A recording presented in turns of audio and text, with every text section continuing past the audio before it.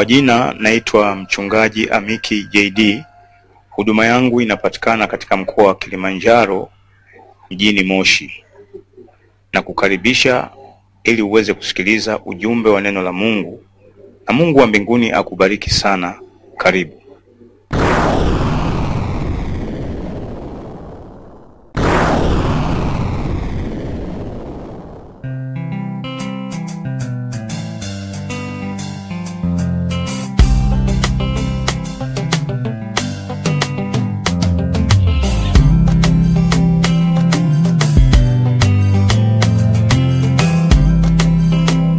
Soma neno, fanya neno. Amen. Na kufanya neno ni na neno ni Yesu. Daima mbele, Tanzania kwa Yesu. Haleluya. Ni kweli kabisa, Tanzania kwa Yesu inawezekana. Haleluya. Sasa leo tena tunaendelea, tulisema tunamaliza mwaka. Huu ni mwaka 2013. Na huu ndio mwezi wa mwisho, mwezi wa 12. Sasa ni wakati wetu wa kupiga hesabu kwamba tumepata faida au hasara. Lakini kikubwa zaidi ni wakati wa kujipanga upya na kufanya matengenezo. Kila mtu pale anapoona hakukaa sawa, anaamua kukaa sawa. Anapoona hakufanikiwa, unaamua kubadilika ili ufanye nini? Ubadilike, ufanikiwe.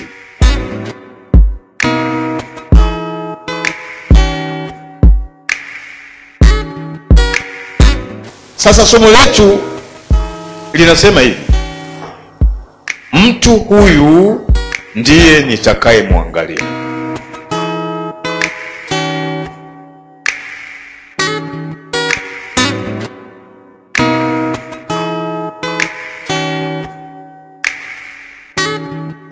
Wokovu ni mfumo tu wa maisha, ni mtindo tu wa maisha, ambapo mimi binafsi niliyekuwa gizani nimeamua kumkimbilia Mungu na kuingia kwenye ufalme wake ili niwe napata maisha, ili huyu Mungu aniondolee vitu vibaya vyote na aniletee mambo mema ambayo mimi ndio nayapenda na ndio haja ya moyo wangu.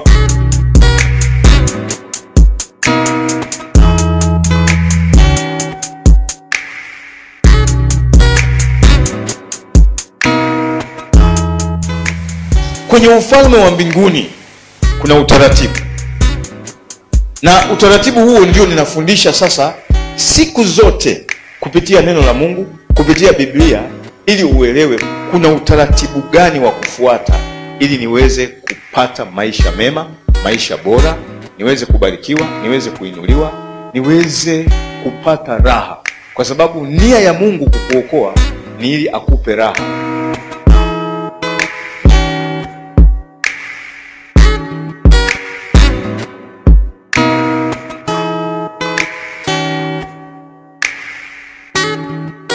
Usiishi kwa kujitegemea, uishi kwa kumtumaini nani?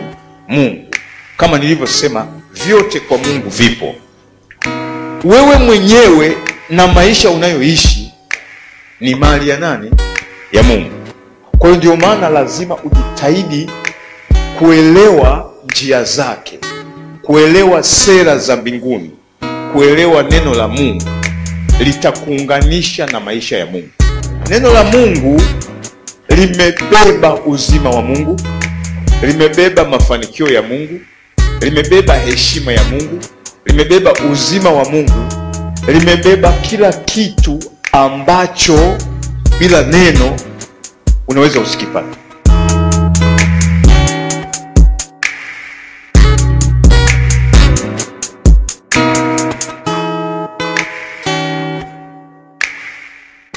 Nitasoma kwenye Isaya 66 mstari huu wa 2. Nimesema nitasoma kwenye Isaya 66 mstari wa 2. Nasoma katika jina la Yesu. Maana mkono wangu ndio uliofanya hivi vyote. Haleluya. Mkono wangu ndio uliofanya hivi vyote. vitu hivi vyote vikapata kutokea, asema Bwana. Lakini mtu huyu ndiye nitakayemwangalia, mtu aliye mnyonge, mwenye roho iliyopondeka, atetemekae asikiapo neno langu.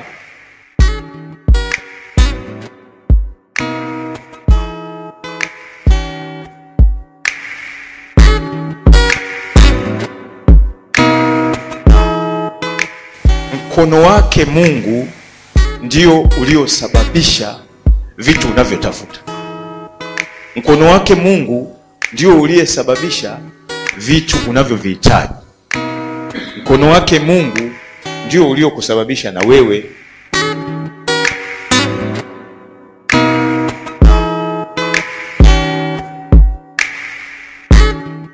ukienda kule kwenye Zaburi 24:1 anasema mbingu na nchi na vyote vijazavyo ni mali ya Bwana, dunia na wote wakao ndani yake ni mali yake. Ndio anakuja kutokea tena kwenye hii Isaya 6:2 anasema mkono wangu ndio uliofanya hivi vyote vikapata kutokea, vikapata kuwako.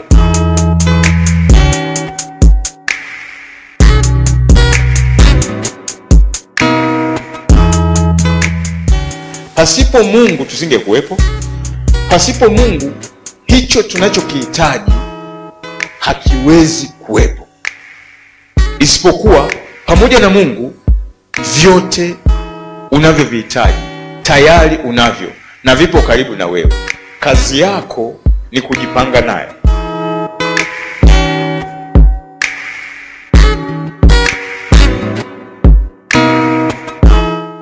Mungu anaposema mtu huyu ndio nitakayemwangalia, ana maana mtu huyu ndiye nitakayemhudumia. Ana maana mtu huyu ndiye nitakayemuokoa kwenye hatari, kwenye shida, kwenye majanga, kwenye ugonjwa, kwenye tatizo, kwenye jaribu. Mungu atamuokoa mtu huyu.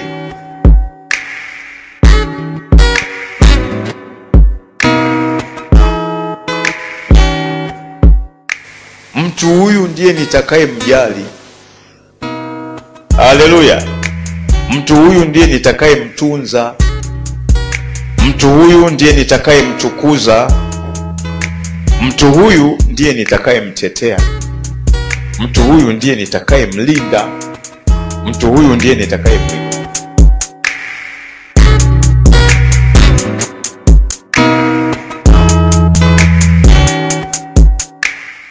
Mungu anatembea na mtu binafsi. Alikuumba wewe kama mtu binafsi, akakuokoa kama mtu binafsi. Utafanikiwa kama mtu binafsi na utashindwa kama mtu binafsi. Utainuliwa kama mtu binafsi, utaishi kama mtu binafsi na utakufa kama mtu binafsi. Mbinguni utaingia kama mtu binafsi na jehanamu ya moto unaingia kama mtu binafsi. Hiki kitu ni cha mtu nini? Binafsi.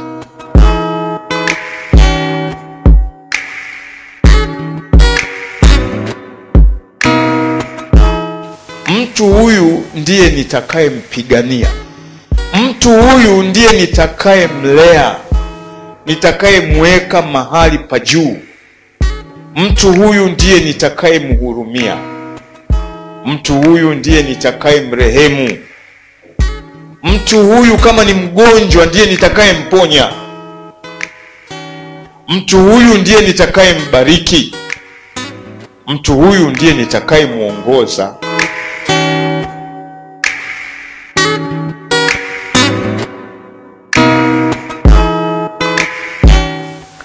Lakini tena kwenye neno hili mtu huyu ndiye nitakayemwangalia, Mungu ana maana mtu huyu ndiye nitakayekaa naye. Haleluya. Mtu huyu ndiye nitakayemfungua kama amefungwa. Mtu huyu ndiye nitakayemkomboa. Mtu huyu ndiye nitakayemweka mahali palipo nafasi.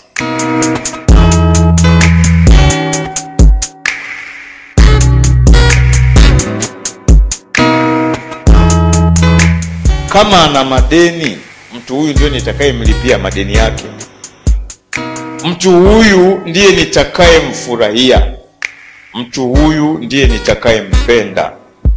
Mtu huyu ndiye nitakayempa upendeleo maalum.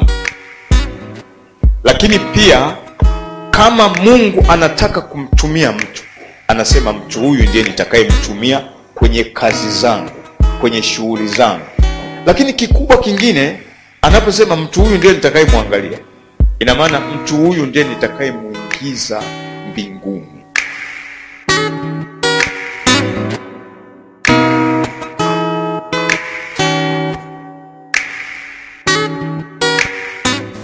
Isaya 66 mstari wa 2 kipengele cha 3. Ninasoma, mtu huyu ndiye nitakayemwangalia. Ni mtu gani huyu? Ni mtu aliye mnyonge,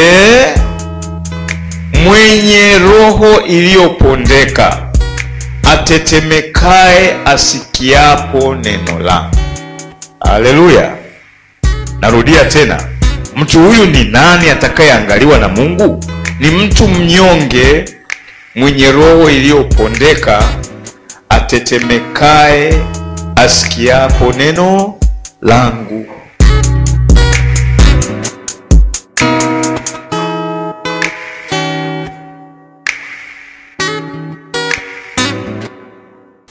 Ina maana gani hapa? Ina maana mtu huyu ni yule mwenye hali ya unyenyekevu, mwenye hali ya hofu ya nani? Ya Mungu. Anaposikia neno la Mungu, analithamini, analiheshimu, anatetemeka, analijali, basi na Mungu atamwangalia.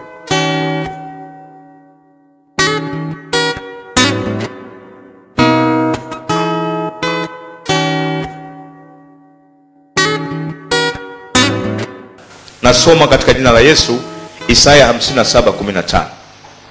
Maana yeye aliye juu, aliyetukuka, akaaye milele, ambaye jina lake ni mtakatifu, asema hivi: nakaa mimi mahali palipoinuka, palipo patakatifu, tena pamoja na yeye aliye na roho iliyotubu na kunyenyekea, ili kuzifufua roho za wanyenyekevu na kuifufua mioyo yao waliotubu.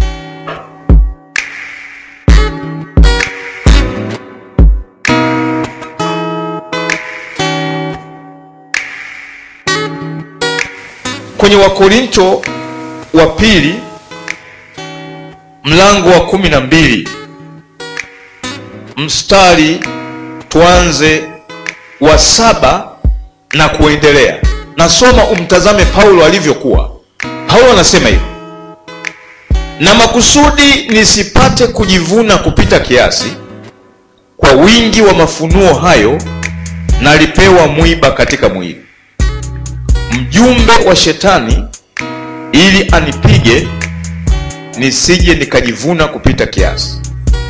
Kwa ajili ya kitu hicho nalimsihi Bwana mara 3 kwamba kinitoke, naye akaniambia, neema yangu ya kutosha, maana uweza wangu hutimilika katika udhaifu. Basi nitajisifia udhaifu wangu kwa furaha nyingi, ili uweza wa Kristo ukae juu yangu. Kwa hiyo napendezwa na udhaifu na ufidhuli na misiba na adha na shida kwa ajili ya Kristo. Maana niwapo dhaifu, ndipo nilipo na nguvu.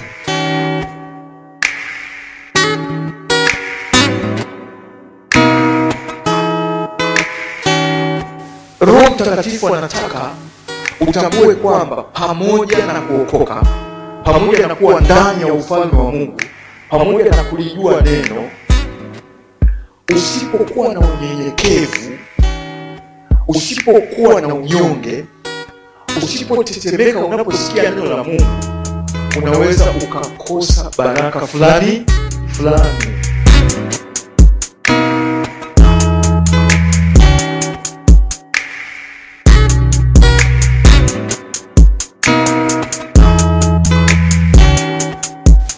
Haleluya. Isipokuwa baraka hizo zipo hapo hapo ndani ya ufalme wa Mungu. Ukisha kuwa kwenye ufalme wa Mungu, tayari wewe una uzima.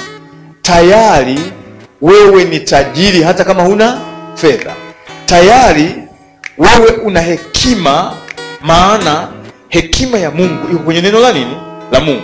Ukilisoma tu utakuwa na hekima. Wewe una neema ya Mungu. Wewe una wingi wa siku za kuishi hapa duniani. Hutakufa kabla ya siku zako. Lakini kuna masharti. Sharti lake ni kujitahidi kushikamana na nani? Na Mungu.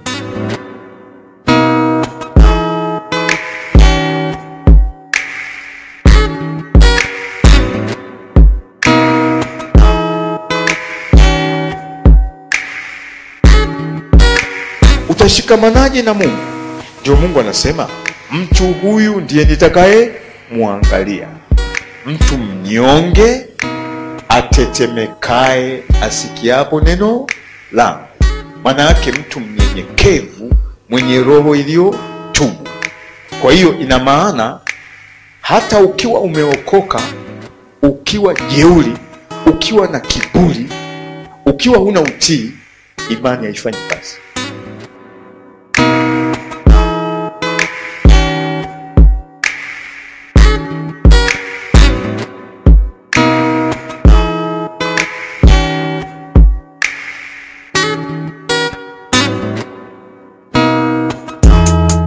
Wako watu waliookoka na tabia mbaya kuliko watu wa dunia. Kwa sababu gani? Mungu hataki kuwapa neema kwa sababu ya kiburi, jeuri, kujiamini kupita kipimo. Hasa Mungu anawapinga wenye kiburi. Hasa Mungu anapokupinga, ina maana anakunyima ile neema.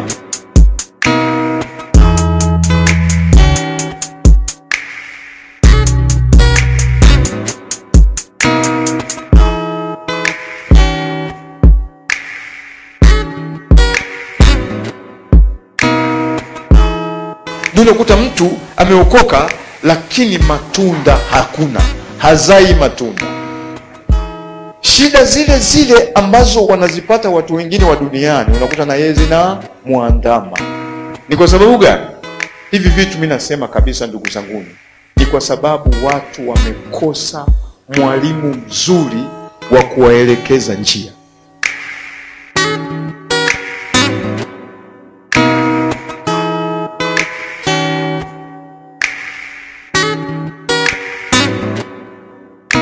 Huyu mtu mnyenyekevu ni nani? Ni mtu anayejitambua yeye mwenyewe kuwa ni mnyonge, ni dhaifu. Kama Paulo baadaye alikubaliana kwamba kumbe ninapokuwa dhaifu nina nguvu. Kumbe mimi kama mimi bado Paulo yule yule, ila natumia nini? Neema ya Mungu. Na Mungu akamwambia neema yangu ya kutosha.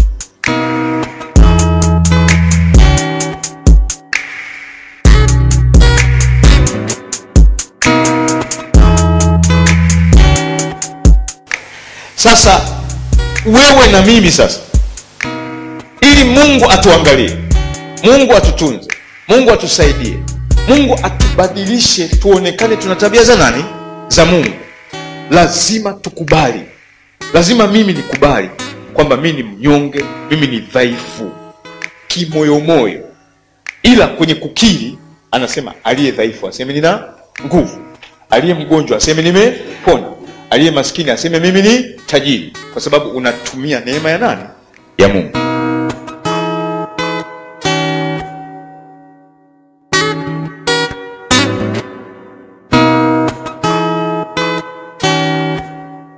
Ni lazima ukubali kwamba peke yako hutaweza. Unahitaji msaada wa nani? Wa Mungu. Usijiamini wewe mwenyewe kupita kiasi. Haleluya. Usiende kumchokoza shetani bila sababu.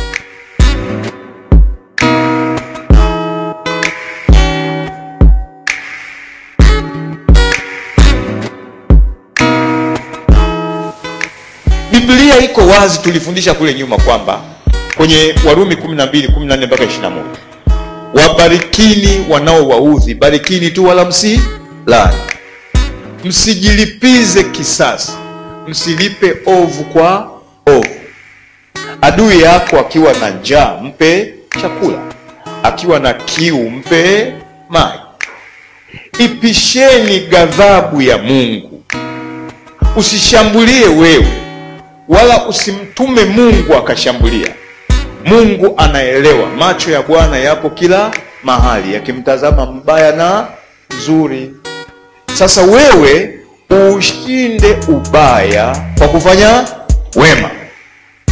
Ukiushinda ubaya kwa kufanya wema, hiyo ndio Injili.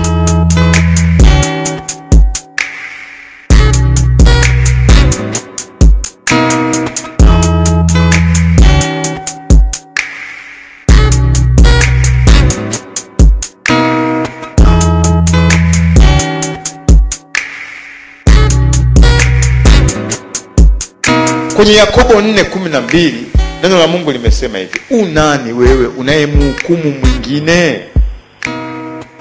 Mtoa sheria ni mmoja, haleluya, na anayehukumu ni mmoja. Sheria za Mungu aliyetoa, yeye ndiye anaweza kuzitumia hizo sheria zake kuokoa na kuangamiza. Usiwe mpiganaji wa vita. Wakati wa vita yoyote hakuna uchumi unaendelea, uchumi huo unaharibika. Sasa na uchumi wa kanisa unaweza kuharibika kwa sababu ya nini? Ya vita.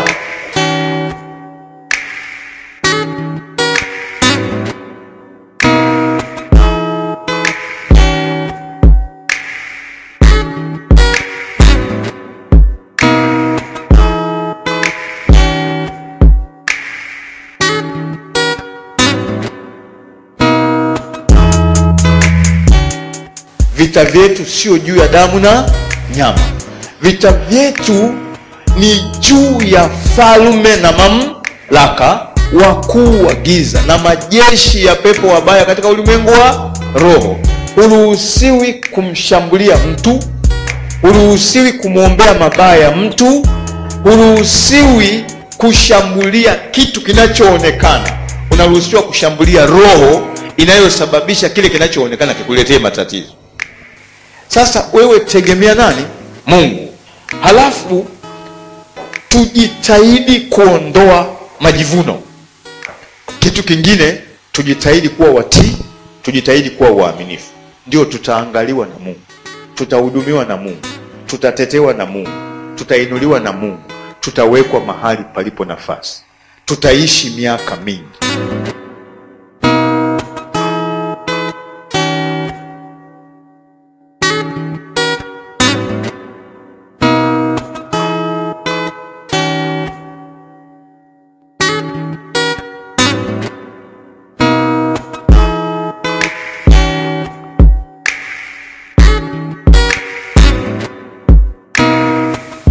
Nini kila siku mimi nafundisha? Kwa sababu imani huja kwa kusikia, na kusikia huja kwa neno la Kristo. Mnajua ile Warumi 10:17 inasema, kwa maana imani huja kwa kusikia na kusikia huja kwa neno la Kristo. Mimi ninapokufundisha neno la Mungu, maana yake na kuunganisha na Mungu. Sasa chochote utakachosikia hapa duniani ukakielewa, ukakiamini, hicho ulichoelewa na kuamini umeshajiunganisha nacho chochote. Sasa na ukijiunganisha na hicho kitu chochote, kitakuunganisha na kule kiliko toka. Sasa neno hili la Mungu limetoka mbinguni. Ninapokufundisha ukilielewa, ukaliamini, umejiunganisha na neno. Na hili neno linakuunganisha na aliyelileta, ambaye ni nani? Ni Mungu.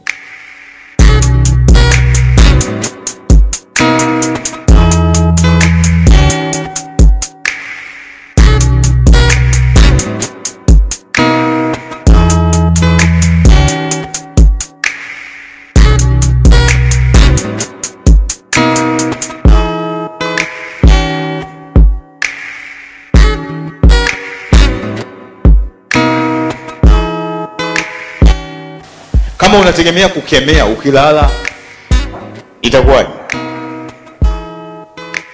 Hebu mwambie mwenzio, kama mtindo ni wa kukemea, kama mtindo ni washindwa, je, ukilala usingizi utasemaje shindwa? Utakemeaje? Kwa hiyo hili neno la Mungu linakubadilisha wewe msimamo, mtazamo. Baada ya kufunuliwa ukweli uliopo kwenye neno, ina maana utabadilisha msimamo, utabadilisha mtazamo.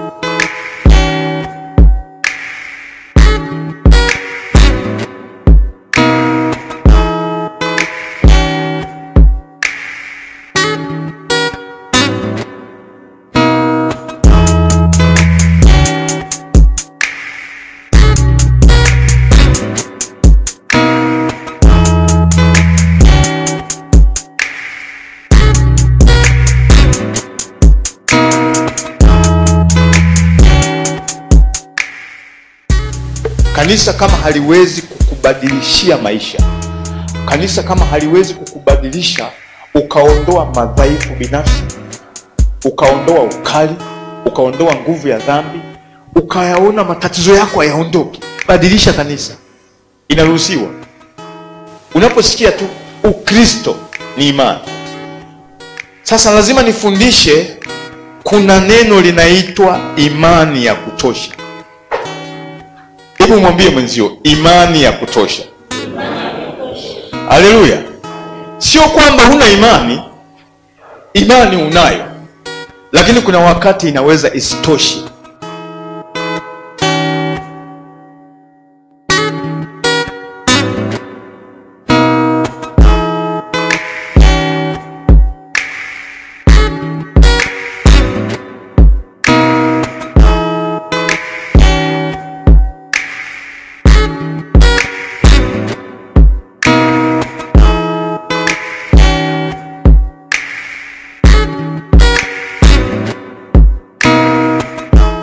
Imani ndio inakuunganisha na nani? Na Mungu. Na imani inapatikana kwa kujifunza neno la Mungu. Na nimesema neno hili ukilisikia ukaliamini ukaelewa, umeshajiunganisha nalo. Na likikuunganisha neno hili na Mungu, ni kwa sababu na wewe umejiunganisha na neno. Kila unachojifunza unakuwa umejenga imani katika eneo lile. Kwa hiyo unakuwa na imani ya jana, na imani ya leo, na imani ya kesho, na imani ya kesho kutwa. Ukiziunganisha hizo imani zote, inaitwa imani kubwa.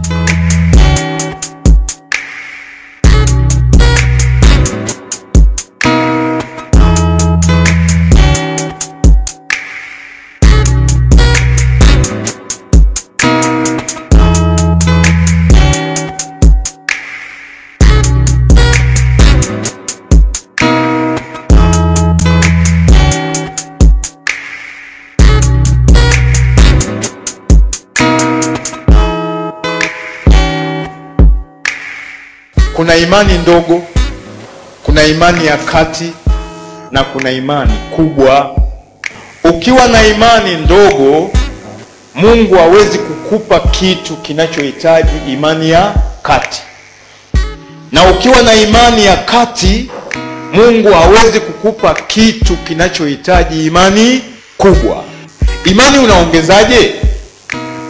Kwa kuendelea kujifunza siku hadi siku, kuendelea kunyenyekea siku hadi siku, kuendelea kukiri kile ulichofundishwa siku hadi siku. Mungu akiona una tabia hiyo, anainua hiyo imani yako, halafu inaitwa imani ya kutosha, halafu unapewa kile kitu.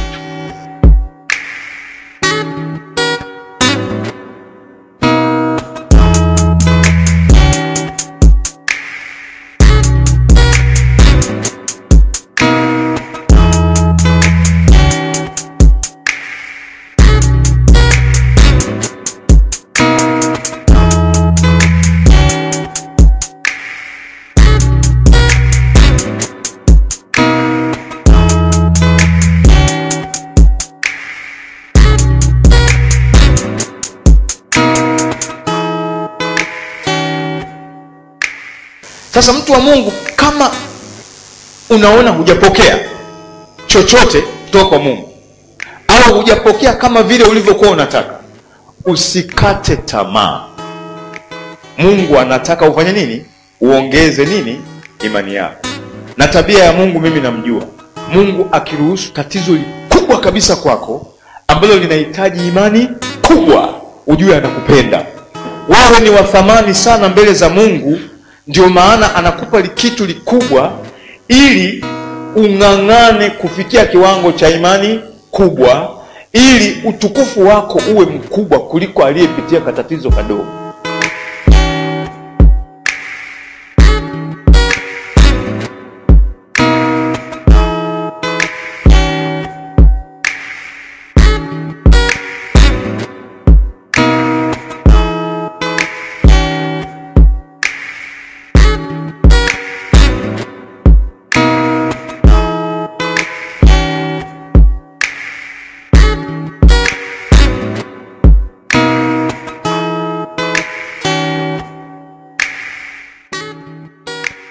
Hasa na Mungu huwa anakupa neema. Unang'ang'ana, wewe mwenyewe unajijua, bwana mimi tatizo wangu bwana sio sawa na wale bwana. Wao kama hawaendi kwenye mafundisho mimi najiendea. Wao kama hawaendi kanisani mimi najiendea. Wao kama hawaendi mkesha mimi naenda. Wao kama hawataki kutii mimi natii. Sasa wao kama hawataki kufundishwa mimi nakubali kufundishwa. Ina maana unapandisha nini? Imani yako. Sasa ile imani, ukishaipata imani kubwa, ina maana imani kubwa inaondoa shida zote, hata ambazo zingeondoka kwa imani ndogo, zingeondoka kwa imani ya kati. Imani kubwa inaondoa matatizo yote. Na ukishafikia hiyo imani inaitwa imani kubwa, ina maana wewe unabadilika, unakuwa chombo cha Mungu cha kuondoa matatizo ya watu wengine na matatizo yako wewe mwenyewe, na utapata thawabu. Ni lazima Mungu atakupa baraka tele kwa sababu una imani kubwa. Utakuwa na ulinzi wa Mungu kwa sababu una imani kubwa. Utakuwa na neema ya Mungu kwa sababu una imani kubwa. Sasa ng'ang'ana uhame kutoka hapo ulipo uende imani nyingine.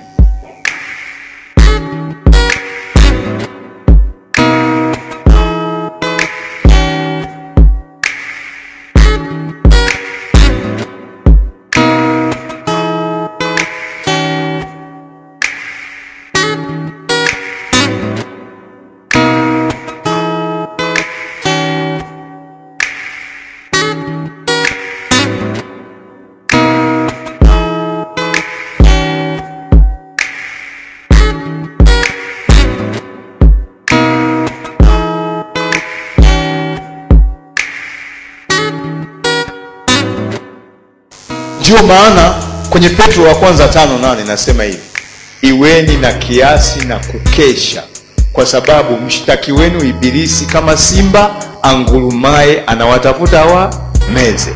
Anakumeza mezaje ukiwa umekata tamaa?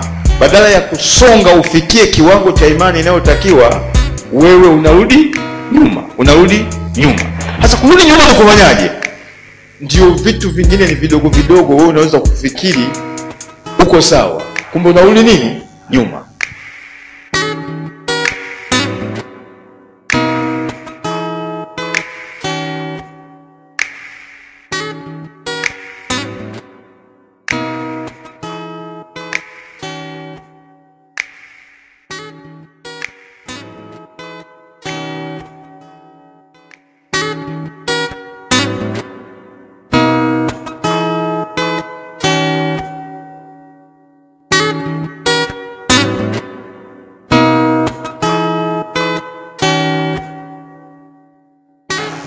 Kwa hiyo jitahidi sana kuwa na imani kubwa ambayo inaweza kuondoa tatizo lako. Haleluya. Sasa kama nilivyosema, mara nyingi kila kanisa kuna kuwepo watu maalum. Watu maalum ni nani? Ni wale ambao Mungu ameruhusu tatizo liwe kubwa zaidi, ambao litaondoka kwa imani kubwa.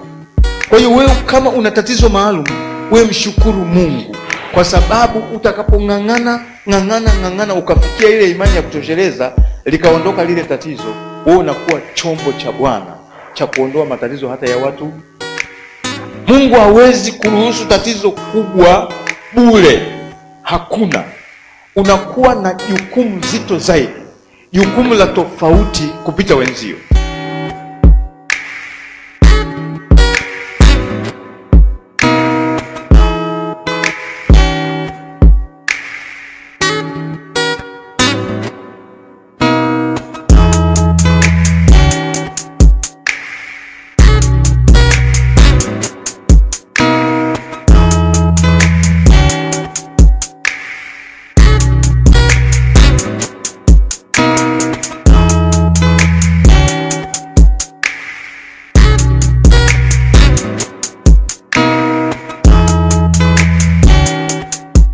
Na utakapokuwa umefikia hicho kiwango, Mungu atakupa upendeleo maalum na utabarikiwa sana.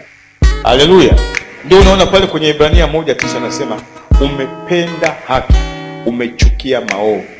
Mungu wako amekutia mafuta ya shangwe kupita wenzio. Huyo Mungu aliyeruhusu tatizo zito kupita wenzio, huwa baadaye akisha kuinua ukafikia kile kiwango cha imani, ina maana anakupa upendeleo wa tofauti kupita wenzio. Kwenye Kutoka 19:5 anasema kwa sababu umekuwa mtii, wewe utakuwa tunu kwangu, maana dunia yote ni mali yangu. Sasa unapochelewa, usikate tamaa na kuamua kurudi nyuma. Haleluya. Bali usonge mbele, ufikie kile kiwango cha imani inayotakiwa ili upokee hitaji lako. Imani ndiyo nguvu ya kubadilisha maisha yako.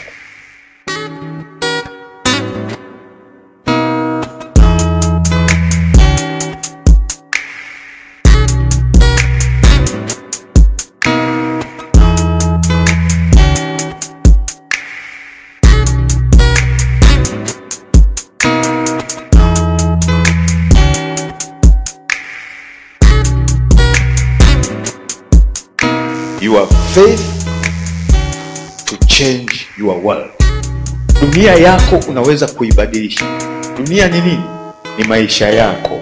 Hayo maisha unayopitia kila siku, unakwenda kazini, nyumbani, wapi, yatabadilishwa kwa imani, wala sio kitu kingine, wala sio fedha. Fedha, kuna vitu vingine haiwezi kabisa kuleta au haiwezi kuondoa. Imani inaweza kuondoa vitu vyote vibaya na inaweza kuleta mambo yote mazuri. Tulisema chochote ambacho imani inafanya na Mungu anafanya, na chochote ambacho Mungu anafanya na imani inafanya. Chochote ambacho imani inaweza na Mungu anaweza. Kwa hiyo imani yako ndiyo Mungu wako. Basi kufikia hapo, somo letu tutalimalizia hapo.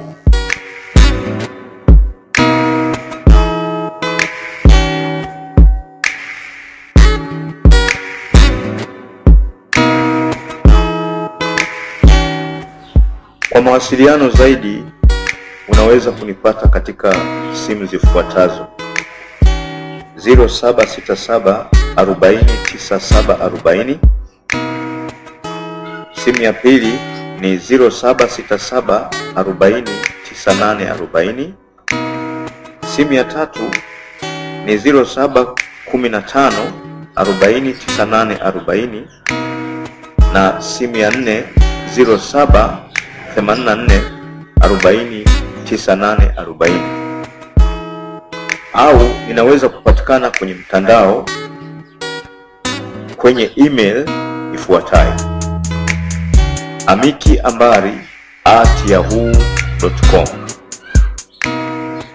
Kwa kutumia simu hizo na email hii inapatikana muda wote. Mungu akubariki na azidi kukutia nguvu na kukuimarisha. Amen.